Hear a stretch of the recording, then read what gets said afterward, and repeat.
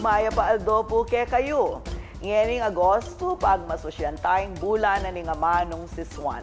At pagsadya ning paparatang Asinupuan Festival king Disyembre.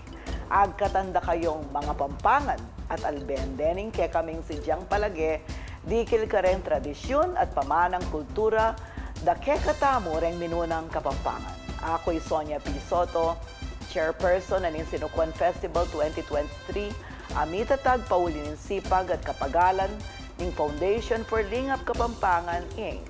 o FLKI na may kilala keng lagyong Save Pampanga Movement anyang kayakbong nimbulkang pinatubo ketang dekada 90. Pagsilbiya sanang paralan ini bang lalo tayang luguran ing kekatamong kultura. Taglos-taglos yang mamayagpag ing kekatamong erensyang pangkultura. Manibat ka ring sarswela ang gakareng palabas na ring world-class artist. Antimoing artist Santa Rita. Kareng kay katamong malugod at tagapanalbe, miyabe-yabe tamong pagmasosyan ing Sinukuan Festival. Namnaman tayo ing musikang magsuglong kay katamong penibatan. At pagmasosyan tayo rin ing kay katamong pangataw bilang Kapampangan.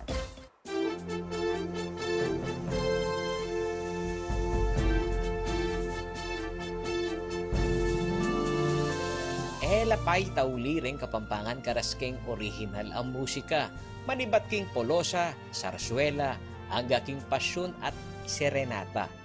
Inyang muna yang dintang ing sarswela, Espanyolya ing gagamitan da nga mano deng sarswelita. Metong yang Bacoloreño, Imariano Proseso Pabalan Byron. Ing purmerong ginamit amanong Kapampangan king sarswela. Sinulat neng Byron king amanong si Swan, ing managpe. Iti ing pormerong sarswela, keti Pilipinas alia Espanyol. Ing Pampanga ing metong kareng te kamumunang probinsya king bangsa, amek tatag grupong teatro, agaganap kareng sarswela.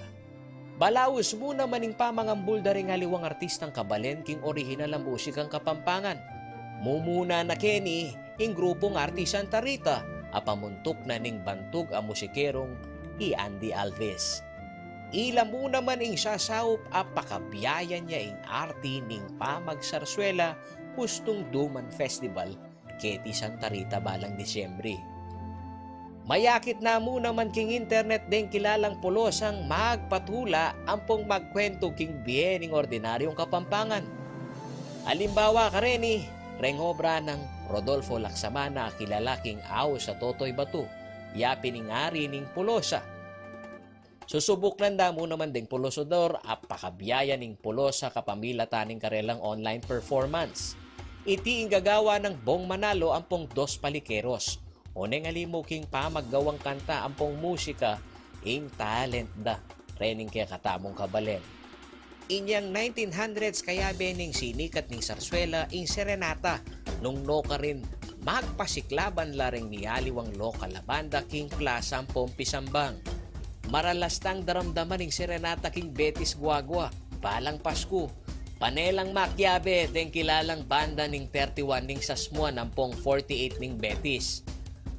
Ken mo namang balena ning Guagua, mayakit laring mga santing a gitarang lumanog. Agpang kareng historian, metong kareng peka maluwat ng gagawang gitara, reng pamilya, San Anton. Pakiramdaman tala ding aman tamong Kapampangan folk song. Panalben tala reng palabas da reng ke katamong kabalen, keng teatro. Antini sana yung burirang malyari ning Foundation for Lingap Kapampangan Incorporated. Bang kanitang ikatamongan, pakasaw kung pamagmasabal ning ke katamong kulturang Kapampangan. Ing suporta tamo kareng lokal artista, kareng grupong mangambul king katamong kultura, suporta tamo naman king katamong pangakapampangan.